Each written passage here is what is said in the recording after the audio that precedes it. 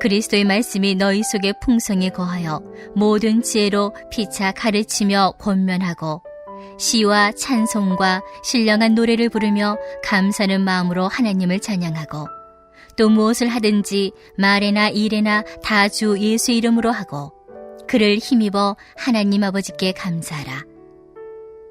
아내들아, 남편에게 복종하라. 이는 주 안에서 마땅하니라. 남편들아, 아내를 사랑하며 괴롭게 하지 말라.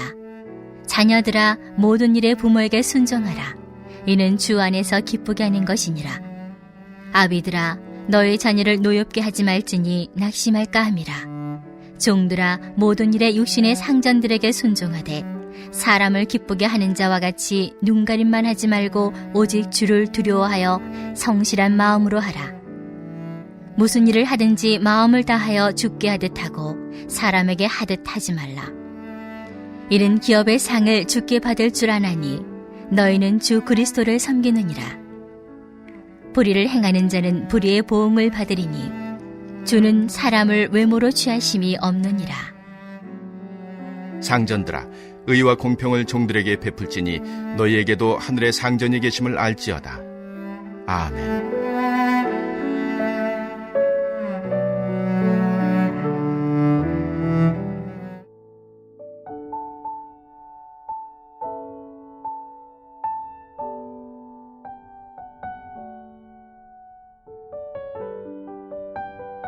사도 바울이 골로새서 3장부터 우리는 어떤 모양으로 신앙생활을 해야 되는 것인가 라고 옷을 입으라고 표현했는데, 그 옷이 어떤 옷인가?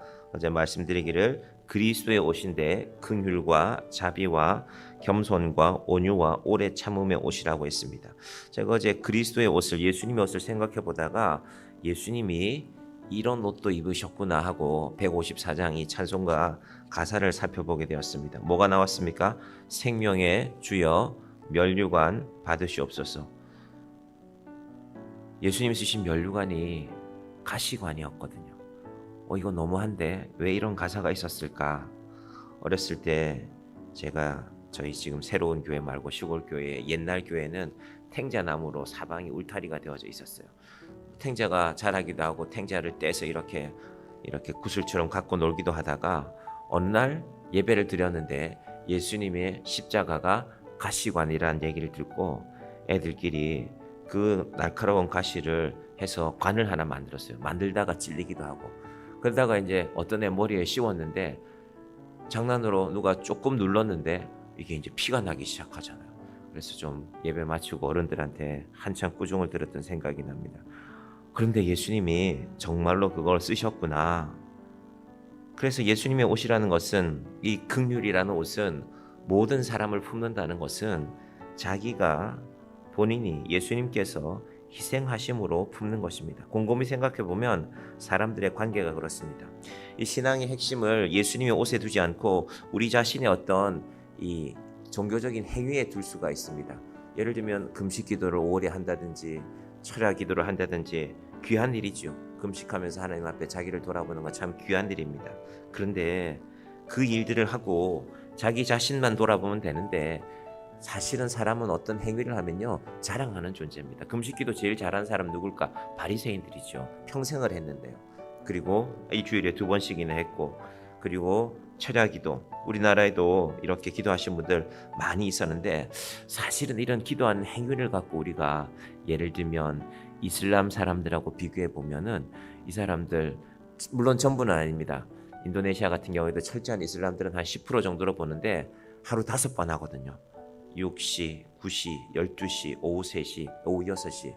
이게 이슬람 사회가 인정하지 않으면 직장 갔는데 저 아침 9시인데 일하기 전에 저 좀 기도하고 올게요. 최소 15분은 해야 됩니다. 씻고 말리는 시간이 필요합니다. 발을 씻어야 되거든요. 발을 씻고 말리고 회당에 들어가서 기도하고, 직장에도 이 기도하는 공간이 있으니까 그걸 5번 하니까, 그러니까 직장이라는 게 뭔가 하루 5번 하면 퇴근하는 거야.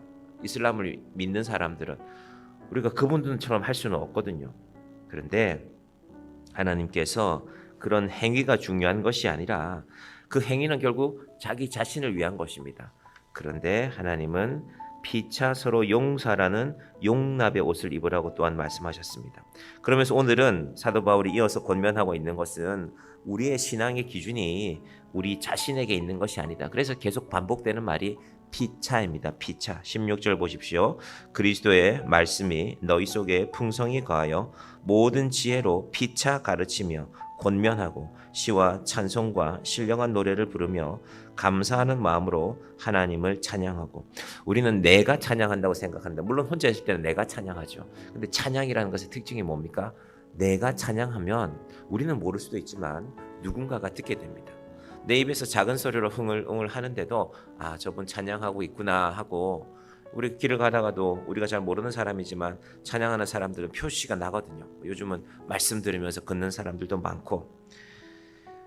우리의 삶이 이런 모습이 있기를 바랍니다. 그리스도의 말씀이 너희 속에 풍성히 가요. 왜냐하면 이것 외에는 예수님의 옷 입는 것을 우리가 따라할 길이 잘 없거든요. 우리가 뭘로 따라하겠습니까? 하나님께서 말씀을 늘 우리 가까이 하라고 하십니다. 그래서 15절까지가 나를 위한 그리스도의 삶이 이런 것이다. 예수 그리스도를 따라 옷 입는 것이라면 16절부터는 그리스도인들이 다른 사람들을 위해서 살아가는 모습이 무엇인가 하는 것을 보여줍니다. 핵심은 그리스도의 말씀이 너희 속에 풍성히 거하고 시와 찬송과 신령한 노래를 부르며 감사하는 마음으로 하나님을 찬양하라는 것입니다. 우리가 아침에 한 곡 부르는 이 찬양이 하루 종일 우리 심령 가운데 맴돌기를, 또 여러분 혹시 크게 방해가 되지 않는다면 여러분이 흥얼흥얼 작은 소리로 찬양할 때 주변에 누군가가 듣고 아, 저분이 찬양하는구나, 그래 나도 찬양하는 인생을 살아야지. 자, 시편 1편은 복 있는 사람에 대해서 언급하면서 여호와의 율법을 주야로 묵상하는 사람이라고 말씀하고 있습니다. 그런데 여호와의 율법을 주야로 묵상하면 내가 하는 것 아닙니까?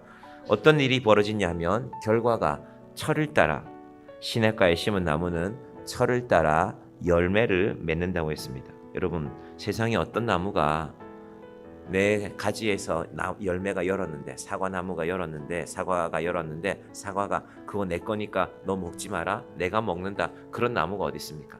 나무라는 존재를 생각해 보면 참 신비하죠.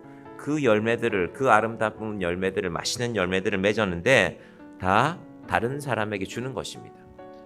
어떤 나무가 정말 입이 있어서 내 거니까 손대지 마 이러면 참 우리가 곤란하겠죠. 이거 저 맛있는 열매를 먹지 못하는구나. 시냇가에 심은 나무가 바로 그런 의미입니다. 시냇가에 심은 나무는 복 있는 사람은 여호와의 율법을 주야로 묵상하는 사람인데, 우리 자신이 여호와의 율법을 주야로 묵상하면 우리를 통하여서 누군가가 열매를 먹게 된다는 것입니다. 열매를 갖게 된다는 것입니다. 말씀 전하는 저는 물론이고 우리 교회학교 선생님들도 마찬가지일 것이고, 교회학교 선생님들이 열심히 말씀을 묵상하면 아이들의 심령이 풍성해지는 것입니다. 성도님들 한 분 한 분도 마찬가지입니다. 여러분, 사람은 곁에서 잠시 이야기해 보면은 아, 이분이 뭐하고 사는구나 하고 알게 됩니다. 그래서 그리스도인의 관계는 먼저 우리 자신이 말씀에 대해서 묵상하고 감사로 찬양하는 인생이 될 때 비로소 그리스도인의 관계가 맺어지는 것입니다. 그래서 이제 그 다음부터 나오는 내용들이 다 관계입니다. 한번 보십시오. 18절부터 4장 1절까지 우리가 오늘 읽었지 않습니까? 첫 번째는 부부의 관계. 아내들아 남편에게 복종하라. 이는 주 안에서 마땅하니라. 남편들아 아내를 사랑하며 괴롭게 하지 말라. 18절만 읽어보면 여자분들이 좀 불편할 수도 있어요. 아니, 복종하라고? 내 남편이 별로 복종할 거리가 없는데? 여자분들에게만 부담되는 말씀이 아니라 19절이 대단히 부담되는 말씀입니다. 남편들아 아내를 사랑하며 괴롭게 하지 말라. 이때 이 사랑은 자기의 모든 것을 바쳐서 사랑하라는 것입니다. 그래서 아내와 남편의 관계가 그만큼 무겁고 소중하다는 것입니다.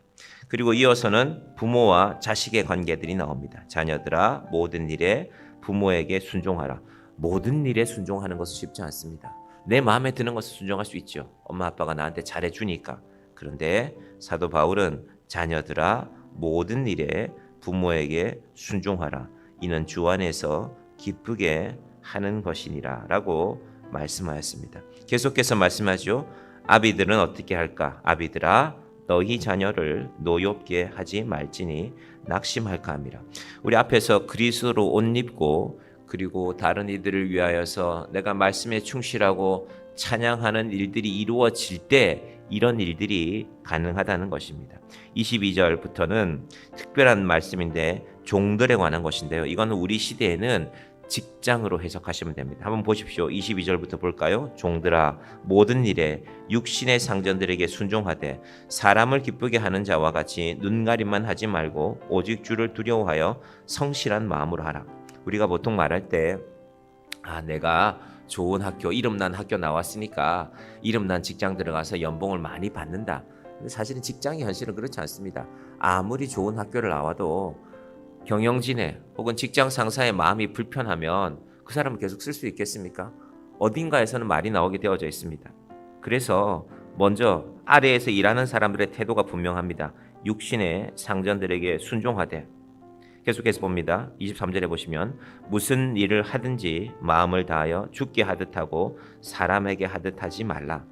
여러분이 직장생활을 하시는 일들이 사람과 하는 일이지만 그런데 그 일의 본질은 내가 예수님 앞에서 하나님 앞에서 일하는 것이구나가 될 때 진정한 좋은 관계가 만들어진다는 것입니다. 그런 것만 말하지 않고 이제 사람을 부리는 사람의 입장에서도 하나님은 말씀하시는데요. 자, 4장 1절 봅니다. 상전들아 의와 공평을 종들에게 베풀지니 너희에게도 하늘에 상전이 계심을 알지어다. 기업의 목적은 이윤을 추구하는 것인데 예수 믿는 사람이 이 말씀의 의미를 안다면 내 이윤만 추구하는 것이 직장이 아니구나. 내 위에, 내가 사장이지만 내 위에 정말 사장님이 계시는구나. 하사장님이죠. 하나님이 계시는구나. 여러분 하나님이 내 위에 계신 줄 아는데 내가 직원도 월급은 조금만 주고 내가 좀 내 이익을 많이 차지해야지 라고 하며 살 수 있겠습니까? 이번 주일날 제가 레위기 설교를 두 번째로 드릴 텐데 예배가 중요하지만 동시에 우리의 삶이 중요하다는 것입니다. 교회에서는 예배를 드렸는데 교회에서는 집사님, 권사님, 장로님인데 목사님인데 세상에 나가면 저 사람이 목사인지 장로인지 집사인지 권사인지 아무 구분도 되지 않으면 그래서 이 4장 1절이 있는 것입니다. 예수 믿는 상전들이 있으면 오늘날로 말하면 예수 믿는 기업가들이 있으면 그래서 저는 사실은 예수 믿는 사람들이 기업하는 것은 대단히 힘든 일이라고 생각합니다. 세상에서는 이익만 내면 됩니다. 이익 내고 주주들한테 나눠주고 나 당신한테 약속한 월급 다 줬다? 더 이상 따지지 마라? 나머지는 다 내 거다. 그럼 이러면 되는 거 아닙니까? 그게 나쁜 겁니까? 세상에는 그 원리만 지키면 탓하지 않습니다. 그런데 예수 믿으면 하늘에 너희에게도 하늘의 상전이 계심을 알지어다라는 이 말씀이 들어오게 됩니다. 로마 시대에 종은 정말 아무것도 아니었습니다. 주인이 어떤 일을 했는데 제대로 못하면 주인이 때릴 수도 있고 죽어도 크게 문제 삼지 않았습니다. 그런데 기독교가 로마 사회에 들어오고 나서 바뀌게 되는 것입니다. 인권이라는 개념이 그때부터 생겨났습니다. 종은 재산인데 죽으면 내가 재산에 손해를 본 거지 내가 뭘 잘못했는데가 아니라 하나님이 모든 사람들에게 소중한 생명을 주셨구나. 기독교가 이제 서구 사회부터 만들어간 것입니다. 하나님께서 이 아침에 우리의 신앙 가운데 그리스도의 말씀이 풍성히 거하여서 우리의 풍성한 말씀을 통하여서 누군가에게 풍성한 열매를 나누어 주고 그리고 인생의 관계들 가운데 특별히 아내들과 남편, 자녀들과 부모 그리고 종과 상전들 사이에 하나님이 기뻐하시는 아름다운 관계를 세워가는 저와 여러분이 되시기를 간절히 축원드립니다. 기도하겠습니다.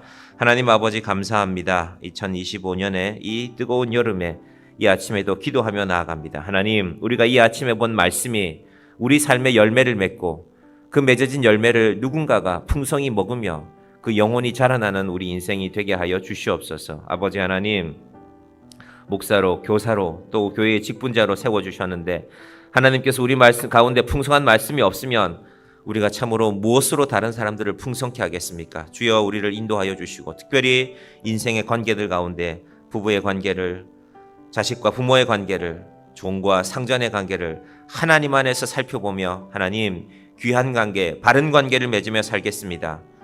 하나님께서 우리의 마음을 인도하여 주시옵소서. 예수님의 이름으로 기도드립니다. 아멘.